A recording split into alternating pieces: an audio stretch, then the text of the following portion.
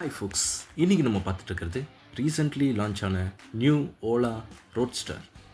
இந்த பாடி டிசைனே பார்க்கும்போது ரொம்ப டிஃப்ரெண்ட்டாக இருக்குது. ஹெட்லைட்ஸ் டிஃப்ரெண்ட்டாக இருக்குது. ஒரு பைக்கே ஒரு டிஃப்ரெண்ட்டான ஒரு ஸ்டைல் அப்படின்ற விமர்சனங்கள் நிறைய வந்துக்கிட்டு இருக்குது. உங்களுடைய கமெண்ட்ஸ் என்னன்றது கமெண்ட் செக்ஷனில் சொல்லுங்கள். 3 வேரியன்ட்ஸில் அவைலபிளாக இருக்குது.